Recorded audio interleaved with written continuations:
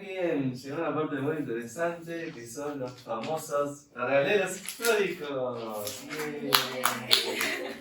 Bueno, en realidad lo vamos a ver desde un poquito más apegado al principio divino, con algunos detalles que normalmente no se hablan mucho.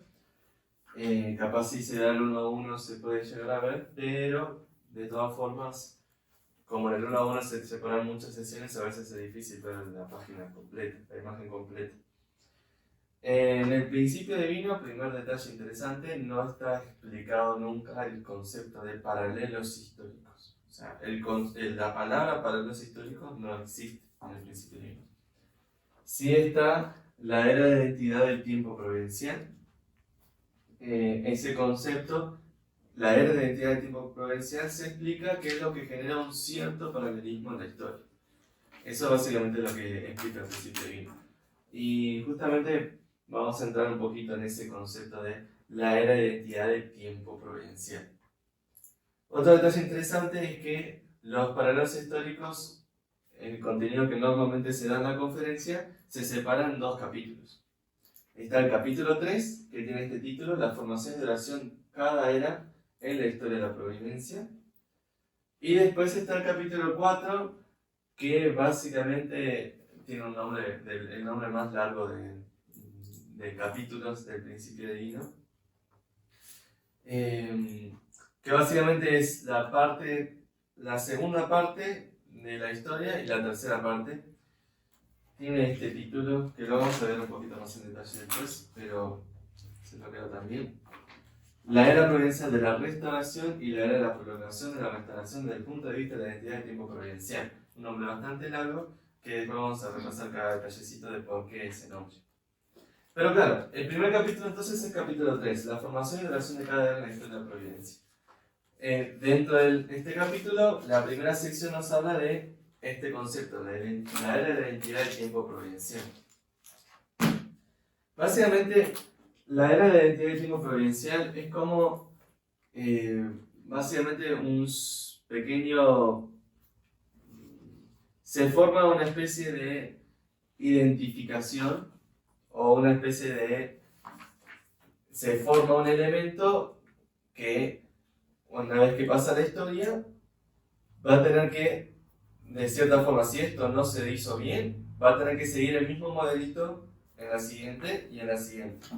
Entonces, la identidad, el concepto de identidad tiene que ver con ciertas características que tiene esta era, que la era siguiente, en caso que no haya sido completamente, o sea, que no haya sido completada o que no se haya dado bien, la era siguiente va a tener la misma identidad. Ese es el concepto, ¿no? Identidad de tiempo providencial es como que se forma una cierta identidad en una era que va a ser la primera. La primera va a marcar la identidad, como que las características o los elementos o incluso el periodo de tiempo, y el resto de las eras que la siguen, que la continúan, va a ser una repetición de esa era anterior. Eso básicamente pasa por cuando fracasa el primero y tiene que ser restaurado en cierta forma, ¿no? Entonces, esto es lo que genera una especie de repetición. En las eras genera una identidad, esta identidad es la que se tiene que resolver en las siguientes eras o en los siguientes periodos de tiempo. Eso entonces es la identidad del tiempo providencial. Yendo un poquito más el por qué aparece esto, por qué hay esta identidad del tiempo providencial, es más que nada porque, primero que nada, es esto el fundamento de fe y sustancia. Cada uno de estos cursos, cada era, se busca establecer el fundamento de fe y sustancia, y si en algún momento no se cumple, va a tener que restaurarse lo que se logró, lo que se formó en el curso anterior, en lo que no se formó en el curso anterior. Entonces, como la búsqueda es la misma, termina teniendo la misma identidad. La búsqueda es la misma, fundamento de fe y sustancia, el fundamento para recibir Mesías, etc. Entonces, como se tiene esa meta, ese objetivo, la identidad es la misma y eso tiene que ser restaurado, por lo tanto, se repite el mismo patrón, porque en la siguiente era se va a buscar lo mismo y al mismo tiempo se va a querer restaurar lo que no se cumplió en el anterior. Pero con el detalle de que no son exactamente iguales la primera con respecto a la segunda. El paradigma no es exactamente igual porque carga con la indemnización, carga con el error de la era anterior. Entonces, no es que sea cada vez exactamente igual, sino que se vuelve un poquito cada vez más pesada y eso es lo que genera que hace un poquito diferente a veces la cantidad de años o el tamaño de lo que abarca. A veces puede abarcar una familia, después una tribu y después una nación, por ejemplo. Muy bien. Eso es un detalle interesante porque no se habla tanto de esto, de la era de identidad de tiempo provincial en las conferencias como más normales para hacer de 2 días, no se habla tanto. Pero es un detalle interesante porque explica un poquito más a fondo sobre lo que explica concretamente el principio divino, ¿no? Después está la sección 2 que habla de la formación del número de años y generaciones en la era providencial para el fundamento de la restauración. Entonces, acá hay varias cositas que entender en este título. La formación del número de años y generaciones tiene que ver con cómo se establecieron los años y las generaciones en una era en específica, en la era providencial para el fundamento de la restauración. Esto, era providencial para el fundamento de la restauración, es básicamente un periodo muy exacto de tiempo, que es desde Adán hasta Jacob. Entonces, la sección 2 explica cómo se formaron los años, el número de años y generaciones en la era desde Adán hasta Jacob. Esto es lo mismo que decir la era providencial para el fundamento de la restauración. En el capítulo 4 dice, el título del capítulo 4 era la era providencial para la restauración y la era providencial para la prolongación de la restauración desde el punto de vista de la identidad de tiempo providencial. Ese es el capítulo 4. Entonces, básicamente lo que está diciendo es, el título del capítulo 4 es desde la época de Moisés hasta la época de Jesús y la época de Jesús hasta el tiempo de la segunda venida desde el punto de vista de la identidad de tiempo providencial. Son sinónimos. Esto lo voy a repetir varias veces porque a veces se lee el título y ni siquiera se entiende lo que se está leyendo. Que básicamente, generación de número de años, formación de número de años y generaciones en el tiempo entre Adán y Jacob. Ese es el primer periodo. Entonces,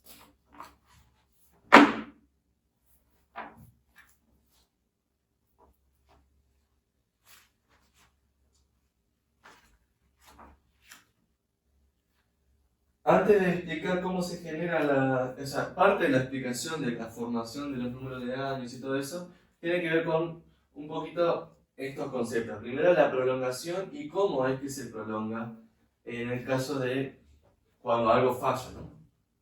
El primero, ¿por qué se prolonga? Básicamente, la responsabilidad del hombre es lo que determina que se cumpla o no la voluntad de Dios. O sea, la voluntad de Dios es absoluta, es básicamente ya está establecida y se va a cumplir, pero cuándo se cumple y el cómo se cumple va a depender de la responsabilidad del ser humano.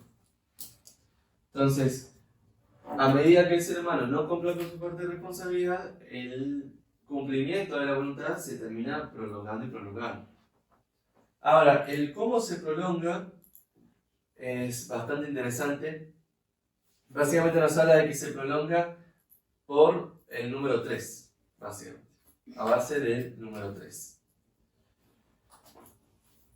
Siendo Dios un ser caracterizado por el número 3, la creación refleja esta realidad de las 3 etapas.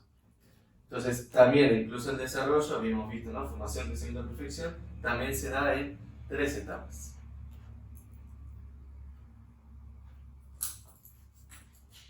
Entonces, acá entra un concepto muy interesante que normalmente no se ve mucho en detalle. hay como que un título medio tramposo que es la condición vertical de indemnización y la restauración horizontal por indemnización. Y después vamos a ver que está la condición vertical de indemnización y la restauración horizontal por indemnización realizada verticalmente. Y ahí ya como que bueno, no entiendo nada. Pero bueno, vamos a verlo de a poquito. Condición vertical de indemnización sería condiciones de indemnización que a lo largo del tiempo no se están logrando establecer. O sea, son condiciones que como que se acumulan históricamente. Vertical implica tiempo. Es como pasando generación en generación. Horizontal implica la misma generación. Entonces, la condición vertical de indemnización y la restauración horizontal por indemnización significa la figura central acumula una sucesión de condiciones verticales de indemnización, o sea, condiciones que durante la historia se tienen que indemnizar. O sea, son como que el peso de responsabilidad de la persona por todo lo que ha pasado históricamente. Esas son las condiciones vertical de indemnización. ¿Qué sería la restauración horizontal? La restauración horizontal sería todas esas condiciones verticales de indemnización, yo las restauro a través de indemnización en mi generación. Vuelvo a decir, las condiciones de indemnización que se acumularon, la figura central las tiene que, en su generación, por eso horizontal, las tiene que indemnizar, o sea, restaurar a través de la indemnización. ¿Sí? Entonces, no hablamos de condiciones horizontales de indemnización. Es la restauración horizontal, porque son de mi generación, de las condiciones que están de las eras anteriores. Por eso se habla de condición vertical. ¿Sí? ¿Más o menos? Soso. Ok, vamos otra vez. La figura central básicamente carga con la mochila de condiciones que se tienen que hacer. Esas son las condiciones de indemnización. Verticales implica porque viene de la historia, viene del desarrollo de otras generaciones. Entonces, la figura central tiene como una carga, una condiciones de generaciones anteriores, y esto se tiene que restaurar.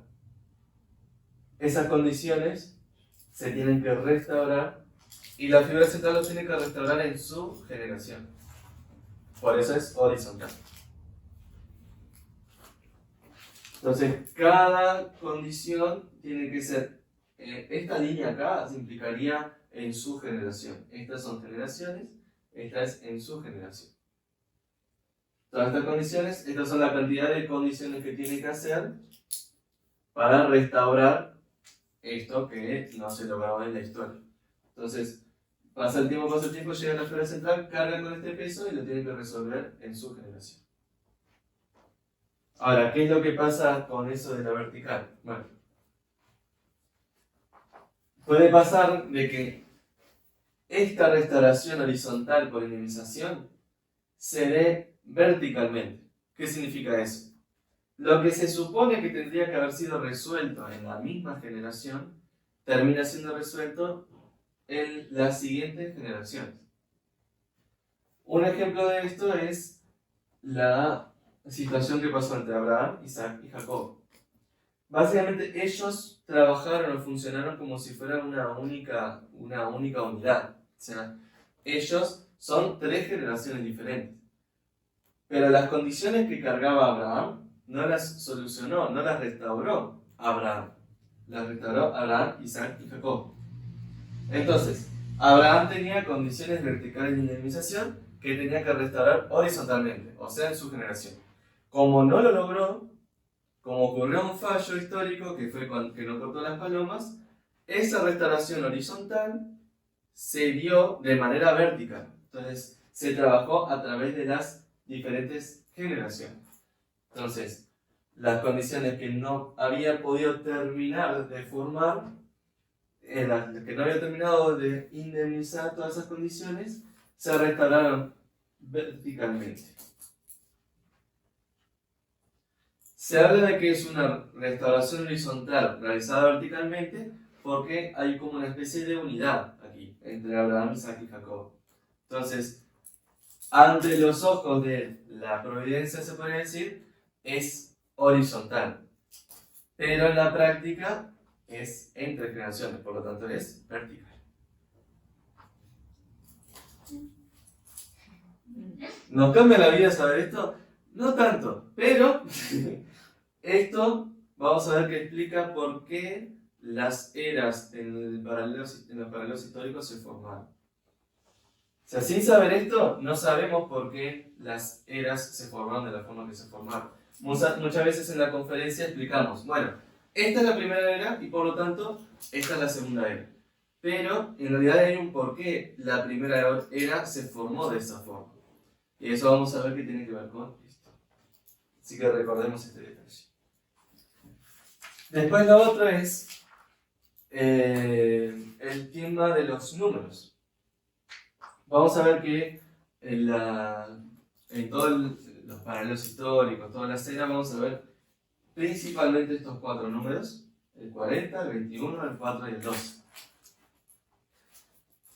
Y bueno, siempre se habla mucho de la explicación de los 4 números. Podemos hablar básicamente en una conferencia solamente de los números. No me gustaría entrar en tanto detalle, pero para que lo podamos resumir así en palabras simples, estos 4 números son todos diferentes formas de ver el periodo de crecimiento. El número 40 son básicamente las 3 en cada era más la última y cada una con un fundamento de 4 posiciones en ella. 4 por 10, 40. El 21 es porque el 777.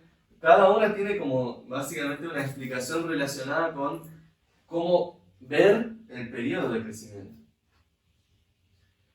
Entonces, ¿por qué vamos a ver que necesitamos de estos números? Porque básicamente restaurar estos números implicaría restaurar el periodo de crecimiento.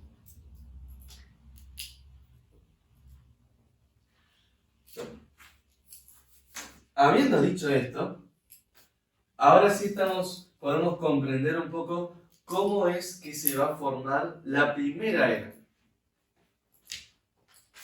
¿Cómo era que se llamaba la primera era?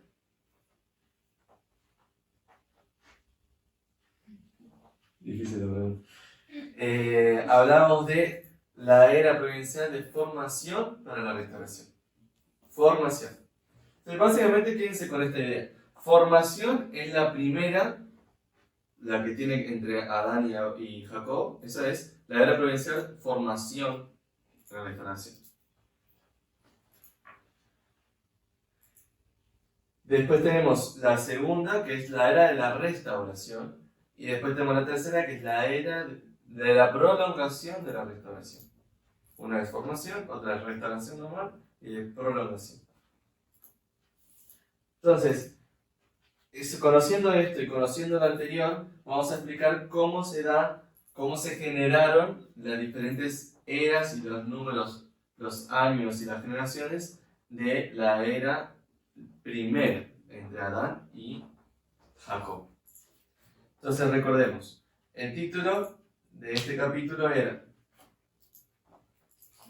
la formación y duración de cada era en la historia de la providencia. Entonces vamos a básicamente analizar, luego de entender estos conceptos, cómo es que se formaron estas generaciones y estas eras. Luego de eso vamos a ver cómo esto se prolonga, se termina prolongando. Así que empezamos con Adán. Básicamente en la familia de Adán ocurrió la caída y esto dio como consecuencia esta situación, el infierno en la tierra. A partir de Abel y Caín se tenía que establecer el fundamento de fe y el fundamento de sustancia. Entonces, ¿quién era la figura central? Bien, Abel. Entonces, Abel tenía condiciones verticales de indemnización para restaurar. Condiciones verticales de indemnización. Abel tenía condiciones verticales de indemnización que restaurar. Sí, lo ven sus padres, ¿no? Entonces, él tiene condiciones verticales de indemnización que restaurar. ¿Cómo lo va a hacer? ¿Vertical o horizontalmente? Horizontal, porque es en su misma generación. O sea, en esta generación, con Caín, juntos tenían que restaurar horizontalmente en su generación lo que verticalmente fracasó. O sea, la condición que los padres hicieron mal y que tenía que ser indemnizado. Eso implica básicamente que en esta generación tenía que restaurarse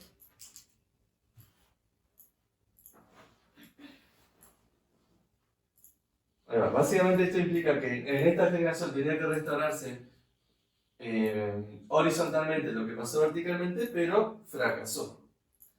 Entonces, eso dio paso a lo que bíblicamente se habla de 1600 años o 10 generaciones. ¿Sí? Hasta los tiempos de Noé. Eso fue básicamente el tiempo que le llevó a Dios a encontrar a una persona y fue como el periodo matemático que básicamente le llevó para que Noé pudiera aparecerse y pararse como figura central. Vuelvo a preguntar, Noé, ¿tenía condiciones verticales de indemnización? Sí. Tenía que restaurarlo, ¿verdad? ¿Cómo lo va a restaurar? ¿Horizontal o verticalmente? Horizontal, en su misma generación. Esto se iba a dar con el fundamento de fe y sustancia. Sabemos por la situación de que necesitaba que Cam pueda unirse de corazón para que se establezca el fundamento de sustancia a través de los hijos, pero eso no se cumplió, así que esto terminó fracasando. Y luego de 10 generaciones, 400 años, llega Abraham. Y junto con él, vamos a ver que queda todo el resto, Isaac y Jacob. Entonces, ahí básicamente Dios le pide a Abraham que se vaya de la tierra de su padre, que vaya a toda esta situación. Abraham se para como figura central y Abraham se le pide que realice una cierta ofrenda como fundamento de fe.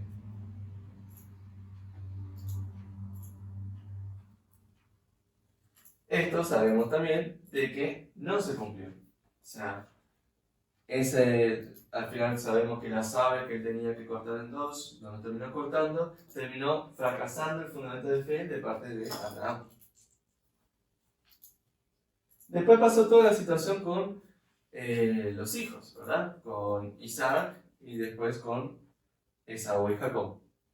Isaac junto con todo lo que pasó de la ofrenda de Isaac, que Abraham casi lo ofrece en sacrificio, junto a Isaac ofrecen el cordero y Jacob y Esaú pueden establecer el fundamento de sustancia.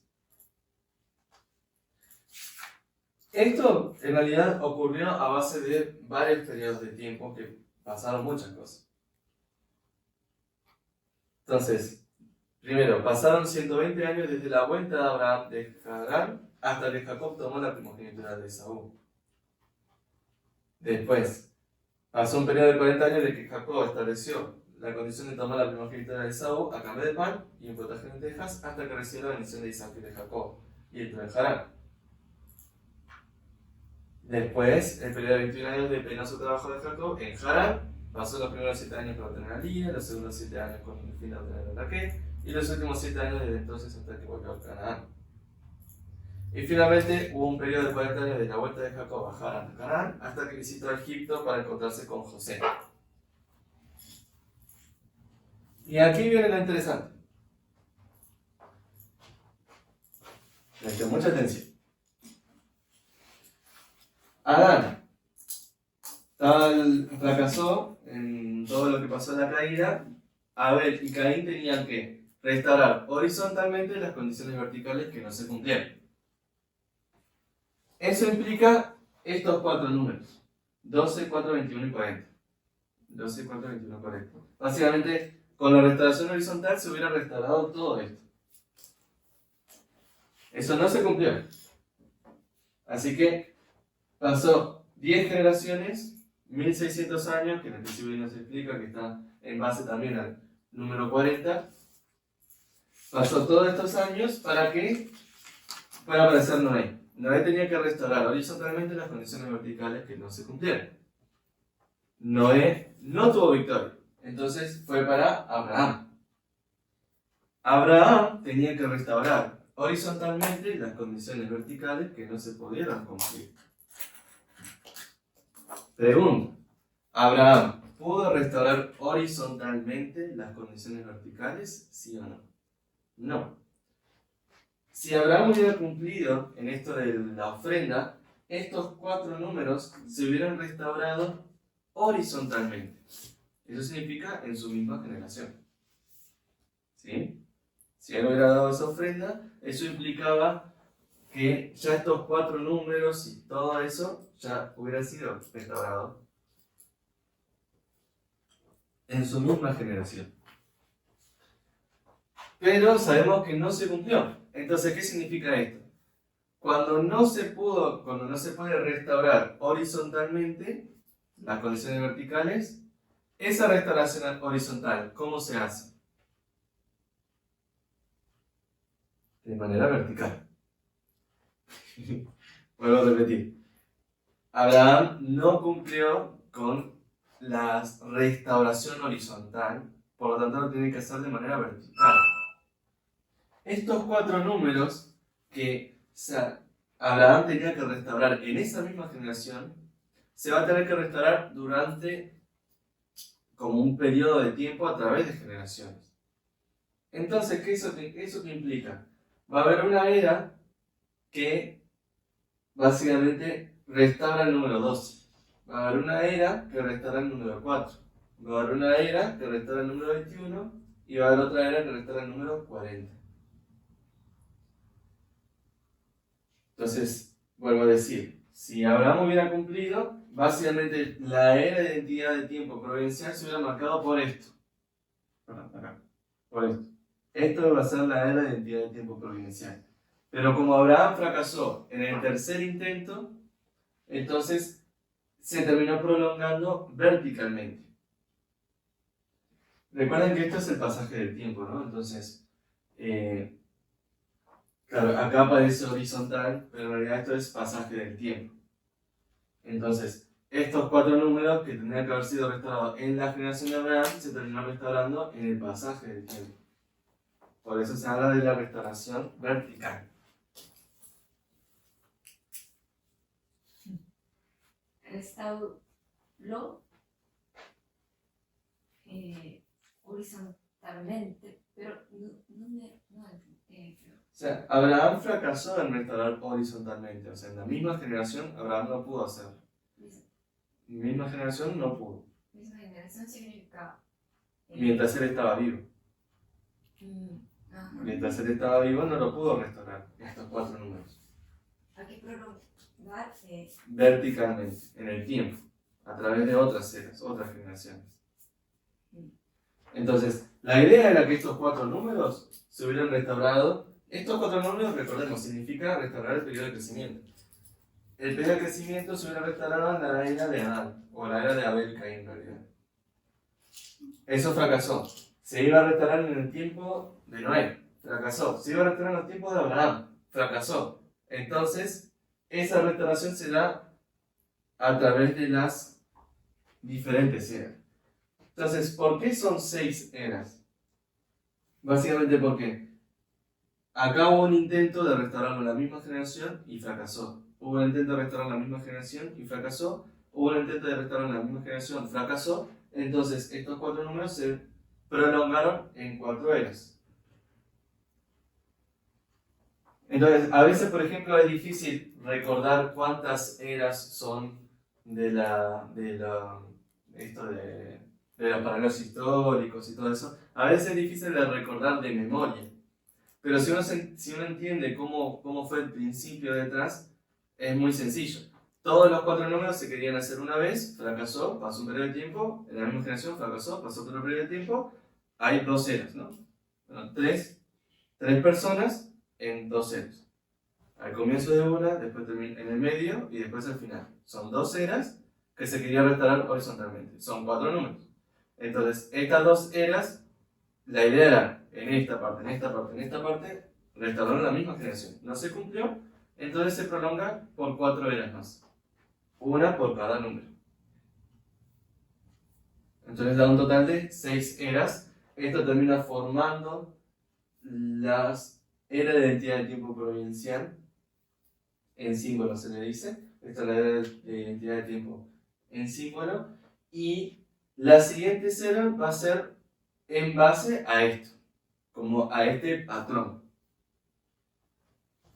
Entonces, ¿por qué los paralelos históricos tienen un cierto patrón? Básicamente porque existe este concepto de restauración horizontal y de restauración horizontal realizada verticalmente. Por eso es que se cumple cierto patrón de esta forma. O sea, la razón por la que se dio esta primera etapa de esta forma fue porque estos 4 números no se restauraron horizontalmente en estos 3 intentos y se tuvo que restaurar durante durante un cierto periodo de tiempo, verticalmente.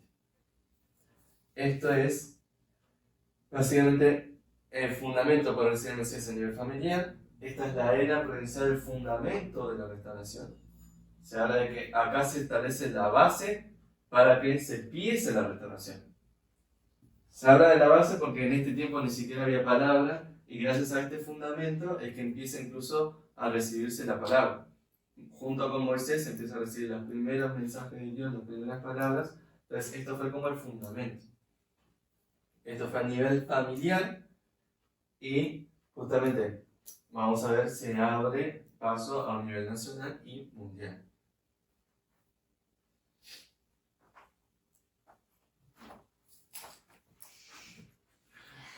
Lo bueno es que está grabado y lo pueden ver varias veces.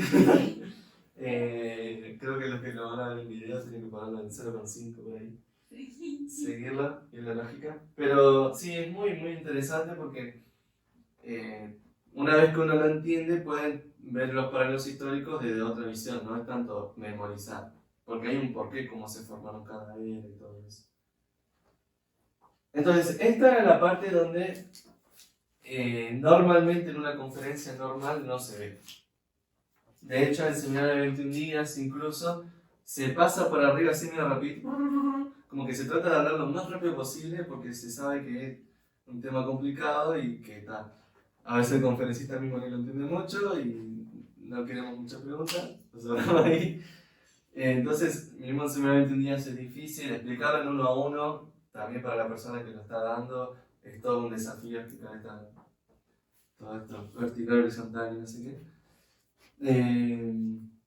Pero bueno, queríamos entrar un poquito en detalle en eso. Después, algo muy interesante que pasa en el principio divino es que una vez que se explica esto, empieza, básicamente, lo voy a leer un poquito, porque el capítulo 3 y el capítulo 4 básicamente repiten lo mismo. Entonces, dice algo así, miren. Explica, primero que nada, la formación y duración de cada periodo en la era providencial de la restauración. Perdón, me falta uno.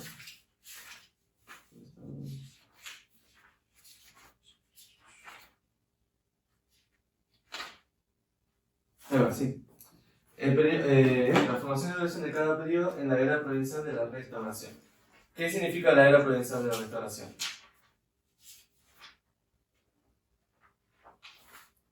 Era providencial de la restauración implica desde Moisés hasta Jesús. La era providencial de la prolongación de la restauración es desde Jesús a los tiempos de la segunda venida.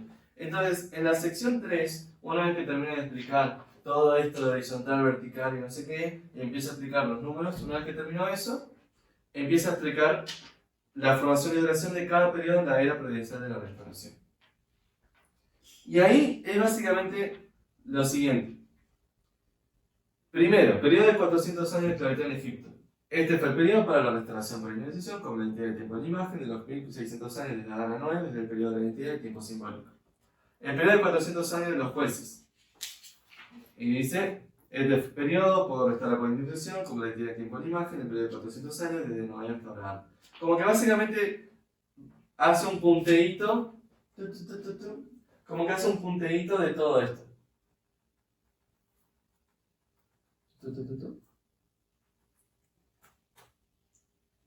Hace un punteo de esta situación, de que cada una va a estar restaurando la situación anterior. No entra en ningún detalle.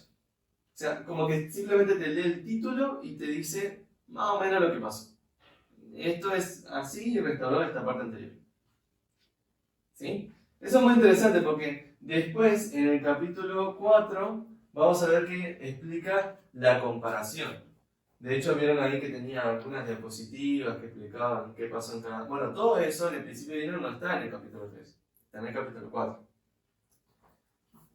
¿Por qué esto es importante? Porque si uno quiere estudiar los paralelos históricos desde el libro, lo tiene que hacer desde el capítulo 4, no desde el capítulo 3. El capítulo 3 solamente te va a decir esto y restará este, y esto restará este, y esto restará este, y esto restará este, y te va a decir los títulos. Pero no vas a encontrar mucho detalle. Porque el capítulo 3 lo que hace es explicarte cómo se formaron cada era y cada generación, los años, y listo. No te explica todo lo que pasó en detalle y la comparación entre cada uno de ellos. Entonces se explica en el capítulo 3, que este es el fundamento para recibir el mensaje a nivel nacional, que es el histórico de imagen. Y después se explica todo esto.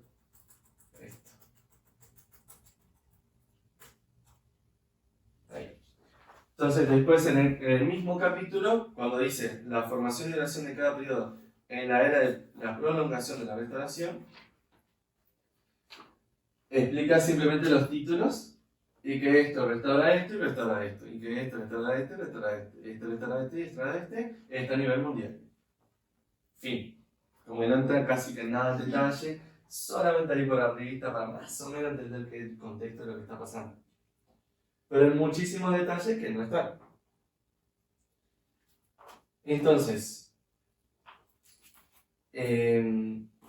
aquí vamos a hacer una pequeña pausita, pero esto sería como el capítulo 3. El capítulo 3 da esta visión de los años, da esta visión de la restauración horizontal de las condiciones verticales y cómo eso a veces tiene que expandirse en el tiempo, o sea, restauración horizontal realizada verticalmente, y explica cómo se genera esto.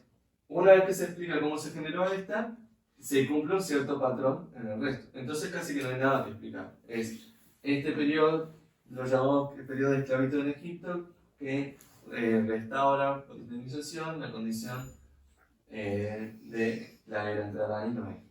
Y así está con cada una de las eras. Entonces recordemos, acá hay una restauración horizontal que no se cumplió, acá hay una restauración horizontal que no se cumplió, acá hay una restauración horizontal que no se cumplió, se tuvo que restaurar en el tiempo. Entonces eso formó estas 6 eras y después ese patrón se cumplió en el resto. La siguiente sesión vamos a ver justamente las comparaciones. Volvemos a repetir el nombre del capítulo 4, que dice así. La era providencial de la restauración. Recordemos, siempre que leamos era de la formación de la restauración, es esta parte. Formación es esta. La era providencial de la restauración es la del medio, que no tiene ni formación y no tiene ni prolongación. Recordemos, la más cortita, que no tiene ni prolongación ni formación, es la del medio. La era de la prolongación de la restauración es esta, la última. Entonces el capítulo 4 dice, la era providencial de la restauración y la era de la prolongación de la restauración desde el punto de vista de la identidad de tiempo providencial. Entonces, ¿qué es lo que vamos a hacer? El capítulo 4 estudia básicamente esta era y esta era desde, desde el punto de vista de las similitudes que tiene cada uno. Este concepto de identidad de tiempo providencial, que recordemos, identidad de tiempo providencial es como las características que estuvieron en la primera, las características que estuvieron en la primera la vamos a ver reflejada en la segunda. Esto es la identidad de tiempo providencial. Y eso es lo que vamos a ver en la siguiente sesión. Vamos a tomarnos un break de 15 minutos. Muchas gracias.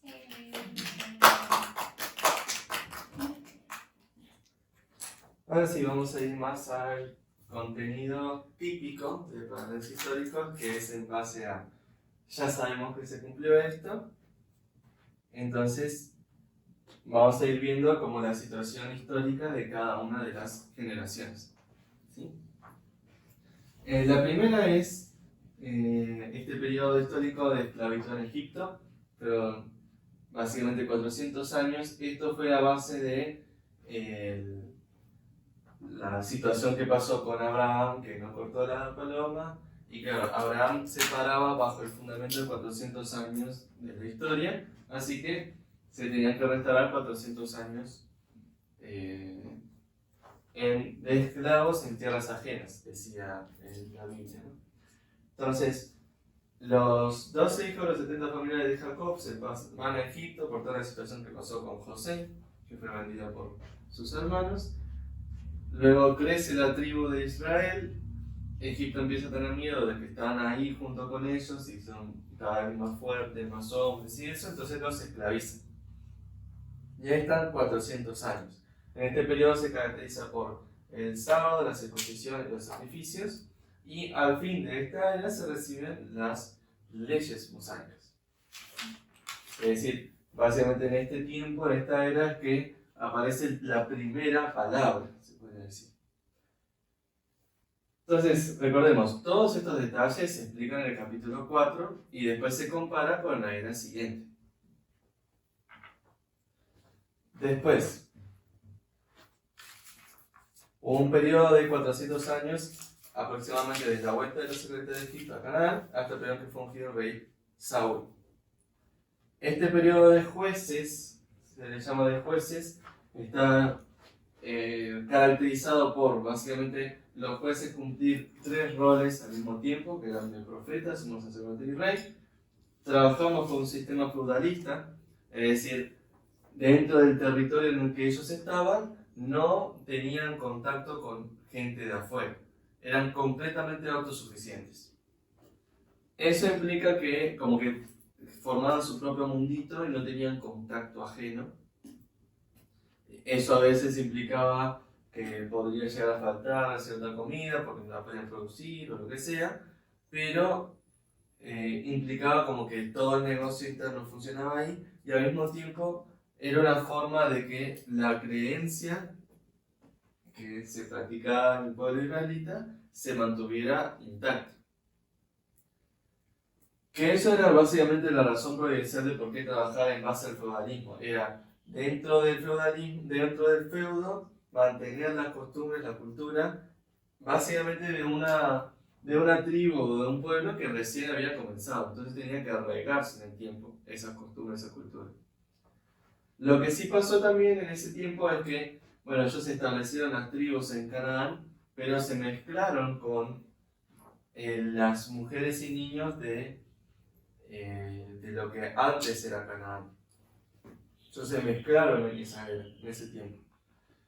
Entonces, por más que el feudo protegía para que no haya mezclas de conceptos o mezclas de cultura o lo que sea fuera, la idea del feudo era no tener ese tipo de contaminación, se terminó contaminando dentro.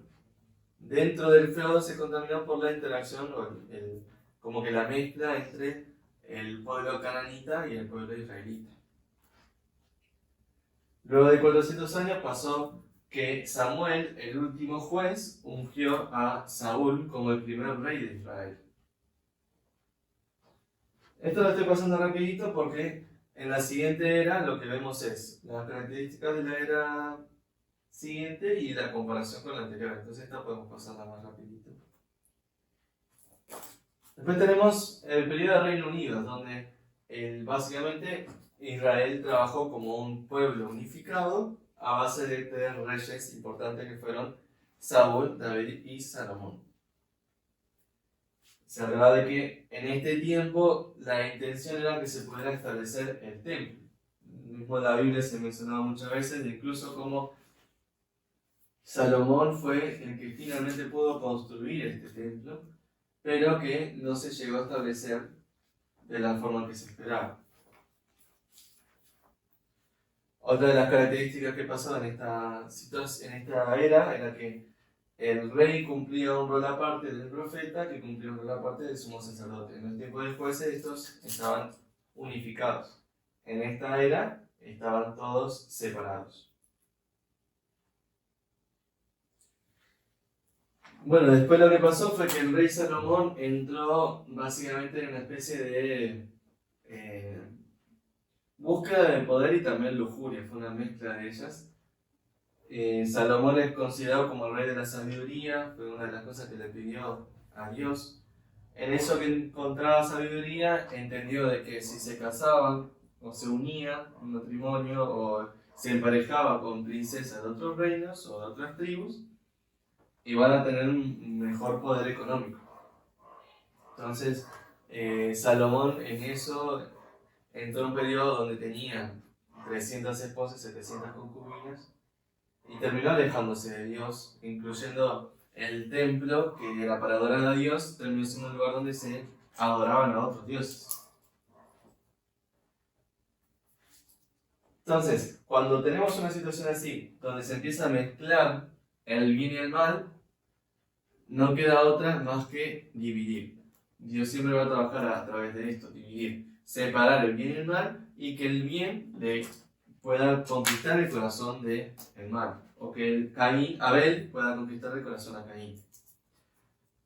Por eso, el pueblo de Israel se separó en dos, Israel del norte y Judá del sur. Judá del sur como al lado Abel, Israel del norte como al lado Caín. Eso fueron 400 años. Ahí aparecieron profetas muy importantes como lo de Elías o Eliseo, también Jonás, el de la ballena, para los que no lo conocen, revísenlo.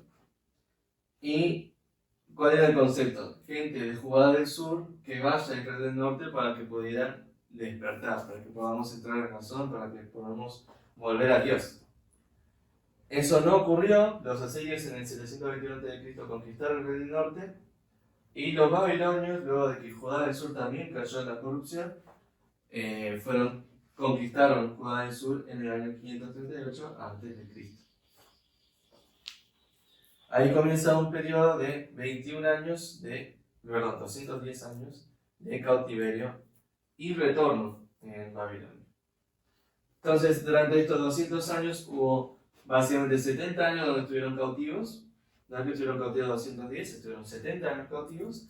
Y después les llevó 140 años retornar y realizar la construcción del templo y todo lo que ellos tenían, como que su pueblo.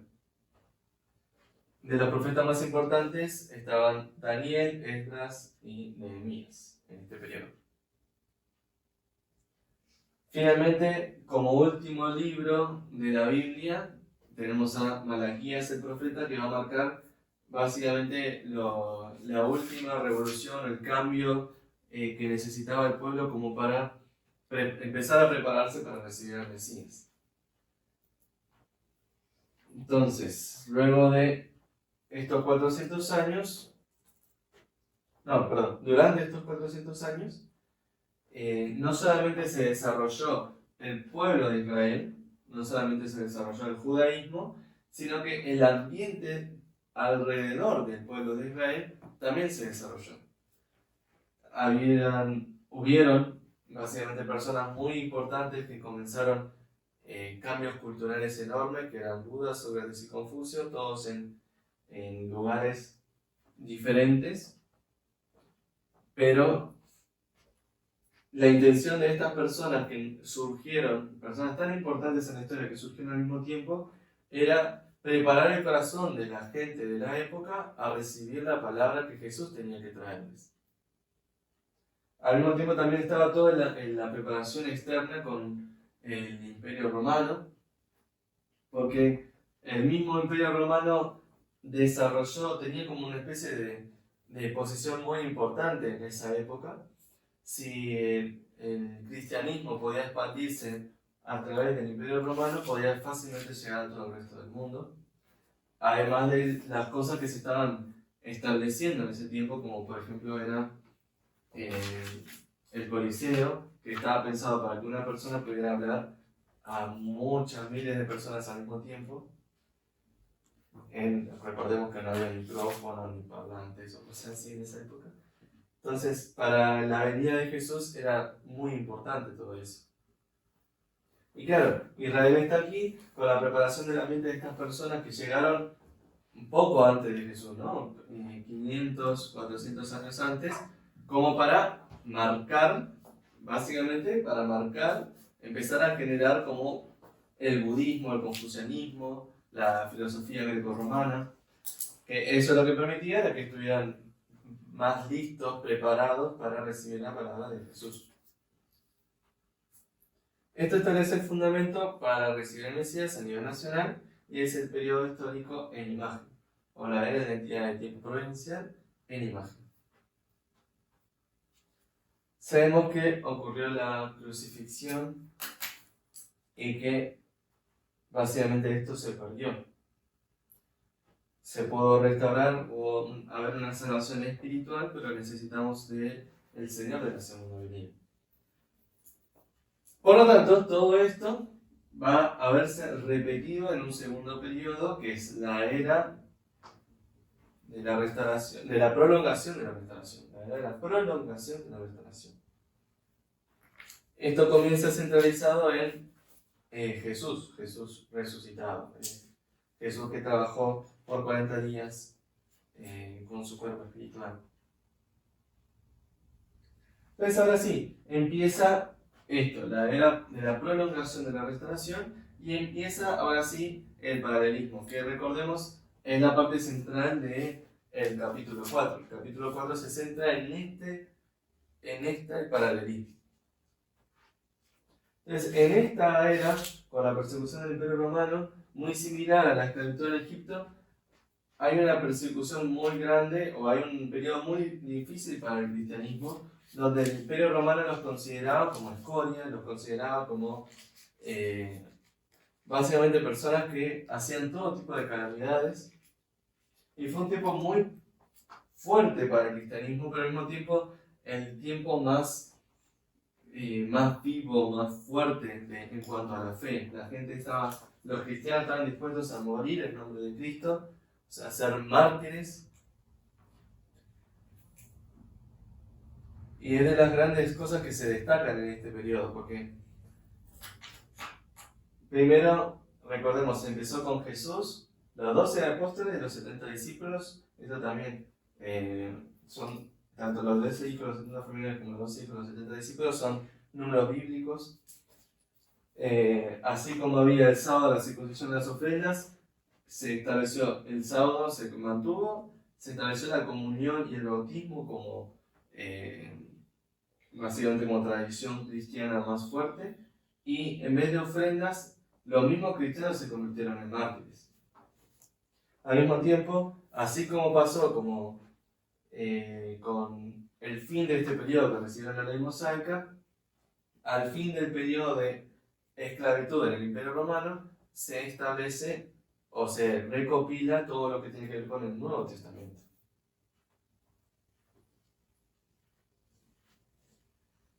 Muy bien, entonces, en el año 313, recordemos en el año 313, básicamente Constantino declara.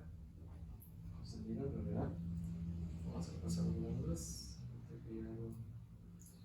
Sí, el emperador Constantino en el año 313 declaró la libertad de culto. Eso significa que en el año 313, ante la ley, no tenían más persecución los cristianos. O sea, ya no iban a ser perseguidos por el pueblo romano. Y después, en el 392, Teodosio I declaró el cristianismo como religión del Estado.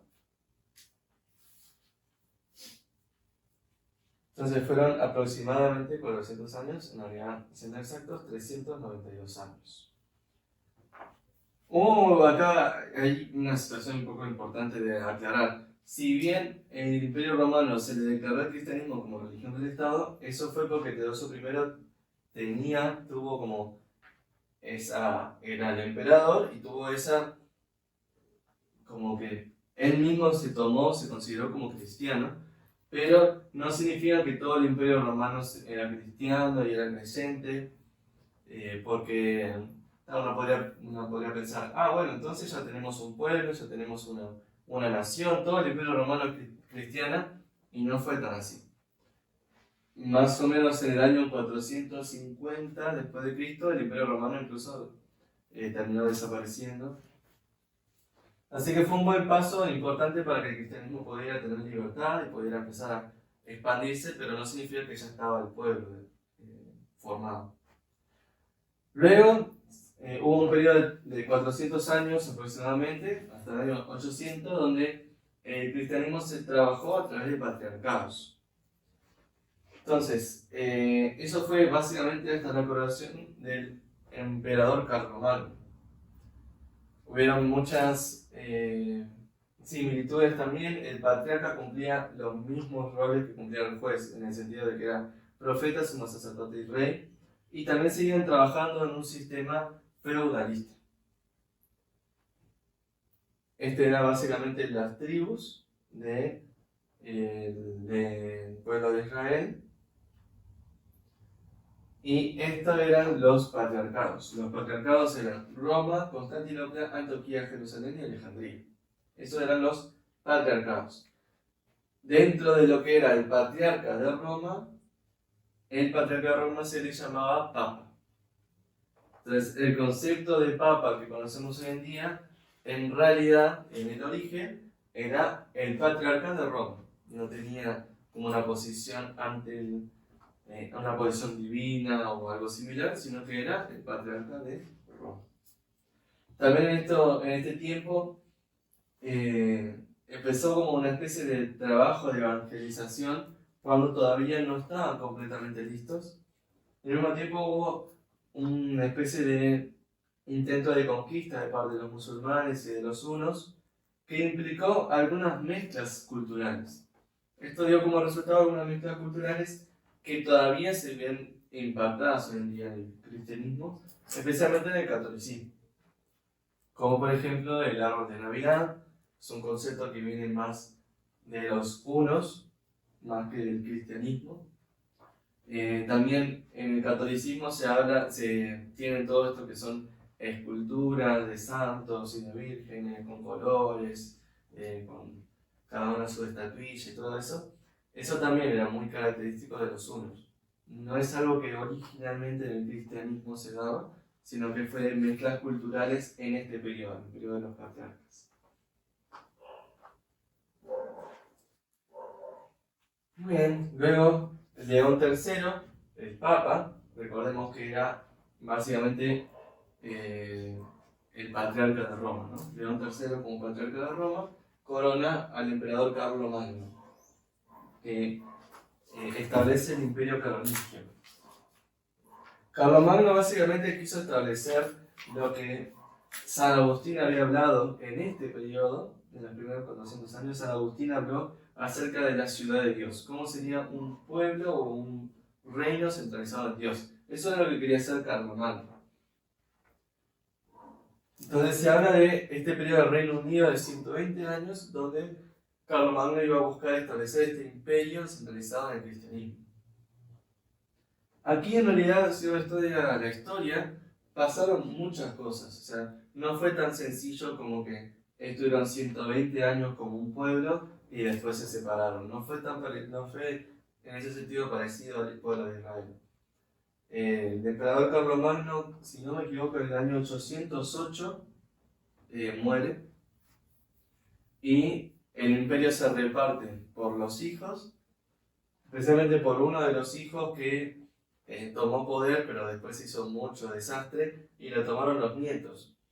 Los nietos básicamente estuvieron casi que todo este periodo estuvieron divididos. Eso es bastante interesante, porque en el principio divino se habla del Reino Unido, pero la mayoría de este tiempo no estuvieron unidos. El imperio carolingio, lo que se había logrado con Carlomagno, se perdió rápidamente. ¿Cómo vamos a explicar eso desde el punto de vista del principio divino? Básicamente, durante estos 120 años era el periodo de tiempo donde Dios podía buscar que los nietos empezaran a trabajar en conjunto, buscar que pudieran otra vez alinearse al corazón de su abuelo, de Carlomagno. Era como el periodo de tiempo límite que tenía Dios para trabajar ante esta providencia, que era el Reino Unido. Una vez que pasaban estos 120 años, que básicamente se marcó en el año 919 con Enrique I como rey de Alemania. Una vez que se estableció eso, fue como el límite, está, hasta aquí podemos trabajar, ya no podemos buscar trabajar a través del Reino Unido, tenemos que dividir. Es muy similar a lo que pasó con la oración de Getsemaní de Jesús. Cuando Jesús oraba en la oración de Getsemaní, buscaba una persona que pudiera unirse de corazón a él. Como no encontró, inmediatamente después de ese momento, al no encontrar, el plan se volvió la crucifixión. Esto es muy similar. Pasaron los 120 años, ya no podía trabajar a través del Reino Unido y tuvo que trabajar a través del reino dividido. Algunos detalles de este tiempo, así como Samuel, que era juez, ungió a Saúl como rey, también el Papa León III, que era el patriarca, coronó a Carlomagno, y también aquí teníamos al profeta, sumo sacerdote del rey de manera separada, tanto el monje como el papa como el rey también trabajaban de manera separada, tenían roles distintos.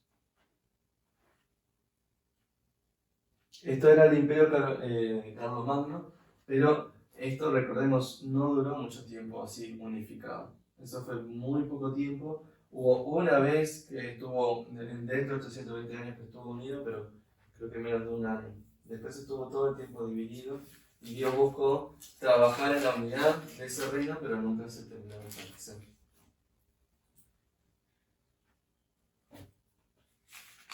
Esto finalmente se terminó dividiendo de esta forma. Estaba el reino de Carlos el Calvo, el reino del Lotario y el reino de Luis el Germánico. Estos eran los tres nietos de Carlomagno. Estos dos hermanos terminan trabajando juntos para formar lo que se conoce como el reino de Francia, que va a estar del lado de acá, y el Sacro Imperio Romano, que va a estar del lado de acá. Eso marca el periodo del reino dividido cristiano, donde vamos a tener tanto el Sacro Imperio Romano como Abel, en Francia como Caín. Y también en este periodo se caracteriza mucho por lo que es la corrupción. Así como habían varios profetas importantes que aparecieron en esta época para que Israel del Norte pudiera levantarse, también aparecieron muchos santos en esta época, como Tomás de Aquino, San Francisco de Asís, que sería muy bueno que lo puedan estudiar la historia porque es muy interesante, pero no fue suficiente como para detener la corrupción. También en este tiempo era el periodo donde se dieron las cruzadas, que las cruzadas en cierta forma fueron como que en nombre de Cristo, básicamente la iglesia buscaba conquistar nuevas tierras, buscaba apoderarse de nuevos terrenos, etc., con la excusa de que eran tierras santas que le pertenecían a Dios. Pero muy interesante, todas las cruzadas terminaron fracasando, no hubo ninguna que fue victoriosa. La iglesia perdió cada vez más respeto, más poder, cada vez se notaba más palpable que la iglesia era sinónimo de corrupción. Eso un poco después se transmitió de generación en generación y hay todavía muchos conceptos de la iglesia como solamente lugar de corrupción o de problemas, por todo lo que históricamente terminó siendo la iglesia. Pero también, dentro del principio de Dios se habla de que las cruzadas, el hecho de que fracasaran todas las cruzadas, era la forma que Dios tenía para que ya perdieran poder y empezar a haber un cambio. En eso que pasó todo esto, el reino dividido, básicamente se pasan 400 años aproximadamente y se corta este periodo de reino dividido con el periodo que estuvo cautivo Clemente V en Avignon, Francia. Bueno, vamos a explicar un poquito qué pasó. Básicamente estuvieron, esto no es Babilonia, esto es Avignon, disculpen ahí, y esto es Avignon, básicamente. Lo que pasó fue lo siguiente. Dice así: a causa de su inmoralidad, los papas y los sacerdotes perdieron gradualmente la confianza del pueblo. La derrota de las cruzadas también trajo como resultado el hundimiento de la autoridad papal. Entre tanto, después de las cruzadas se hundió el sistema feudal y se estableció el Estado moderno. Con la expansión gradual del poder real, el conflicto entre el Papa y el Rey se agravó. De ese modo, el Papa Bonifacio VIII entró en conflicto con el rey francés Felipe IV y fue incluso encarcelado por él durante un tiempo. Recordemos, esto no fue. El que estuvo cautivo fue Clemente V. El Papa Bonifacio VIII entró mucho en conflicto con Felipe IV, porque en realidad el Papa, usando su poder, hacía muchas cosas ilegales. Llegando ahí con el límite de que ya no, con la derrota de las cruzadas y todo lo que había pasado, como que el Papa siempre quería imponerse ante el rey, porque él supuestamente tenía más autoridad. Pero ahí el Felipe IV llegó un momento y dijo, ¿sabes qué? Lo siento, vos hiciste esto y esto y esto, te vas a la cárcel, y lo encarceló. Pero no terminó ahí. O sea, Felipe IV lo que buscó fue terminar de, básicamente, controlar el papado. Terminó controlando el papado. Ante la amenaza de que si no, ibas a terminar en prisión y ibas a terminar mal. Entonces, una generación más tarde, Clemente V fue elegido como papa en 1305. Siguiendo la directiva del rey de Francia, trasladó el Vaticano de Roma a Avignon, en el sur de Francia, en 1309. Allí vivieron como cautivos los sucesivos papas durante 70 largos años, bajo la custodia y amenaza de los reyes franceses. Entonces, a partir de ahí, lo que pasó fue, estuvieron 70 años, básicamente como títeres, siguiendo las directivas de los reyes de Francia. Eso es lo que se le conoce como el periodo de cautiverio en Avignon.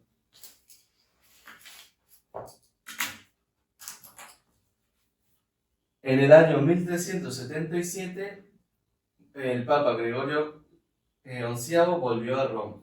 La Iglesia Católica se refiere a este periodo como la segunda cautividad en Babilonia. La historia de la Iglesia se caracteriza por una profunda confusión, llegando a tener hasta 5 papas simultáneamente y corrupción moral, política y económica.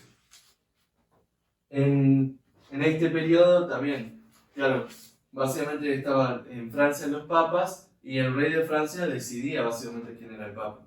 Entonces la gente que estaba en Roma decía, no, este no es un papa, vamos a establecer nuestro papa. Y después decían otro grupo, no, pero este es papa simplemente porque lo eligieron los italianos, los romanos. Entonces, bueno, todavía no era Italia.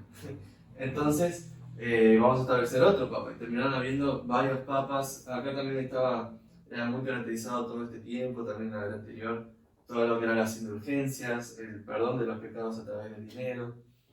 Era un tiempo que fue bastante crucial y complicado, pero estuvo aproximadamente 70 años en cautiverio en Avignon, y después, durante esos 140 años restantes, empezaron a aparecer muchas figuras importantes que buscaban hacer un cambio, una reforma en el punto de vista, en la forma de pensar, de ver las cosas. Entonces, así como hubieron 70 años cautivos, también aquí aproximadamente 70 años, y les llevó 140 años hasta que el pueblo finalmente se levantara para restituir la iglesia. Que el que la levantó, la terminó levantando, fue Lutero.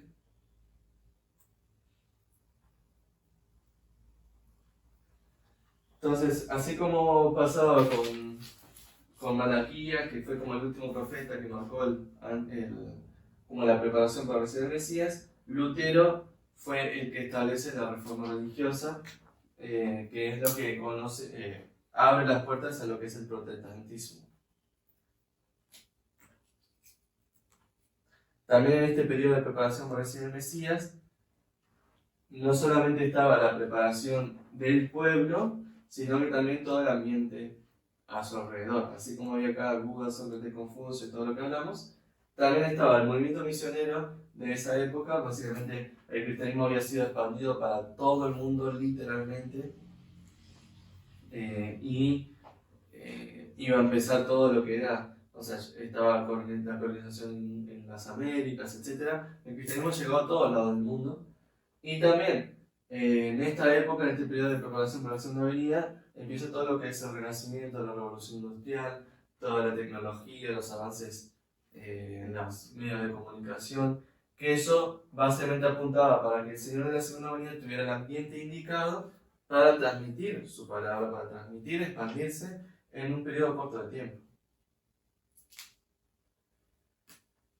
Entonces, de esta forma es que se terminan estableciendo estas eras y acabamos de ver entonces en el capítulo 4 básicamente cómo cada una tenía este paralelismo entre una y otra, cómo tenían características similares, cómo tenían, se trabajaron o se dieron de formas muy similares. Esta, recordemos, es como que la parte que se habla más normalmente en las conferencias. Creo que lo más nuevito se podría decir que es la parte anterior. De todas formas está bueno repasar todo esto porque nos muestra que hay un Dios vivo que está guiando la historia, nos muestra que Dios está ahí buscando y guiando la historia para que pueda finalmente llegar al Mesías, que es la meta, pueda llegar al Mesías y que pueda finalmente la humanidad volver a Dios. En el principio de se habla en la introducción de que tiene que la nueva verdad, la nueva expresión de la verdad, tiene que mostrar a Dios como una realidad. Y eso no se explica mejor que en los paralelos históricos. Los paralelos históricos serían como la prueba o la forma de mostrar más concretamente, más palpable, de que Dios existe. Si no, no tendría forma de darse estas similitudes y este paralelismo. Así que bueno, de esta forma vamos a cerrar la segunda sesión. Vamos a cerrar con oración, nos acompañen por favor.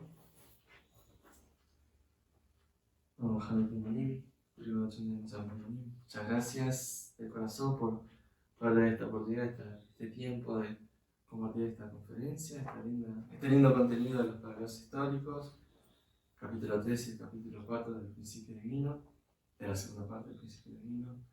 Esperamos que podamos no solamente ver a través de lo teórico, no solamente ver a través de lo que pasó, sino aprender de ello y empezar a hacer cambios en nuestra vida, empezar a ver cómo todo esto que pasó nos implicó un cambio, nos implicó nuevas oportunidades, nos abrió muchas bendiciones a la hora. Queremos agradecerle por todo el trabajo y todo lo que ha hecho por nosotros durante estos miles de años para guiar a la humanidad y llegar a esta era, a este momento.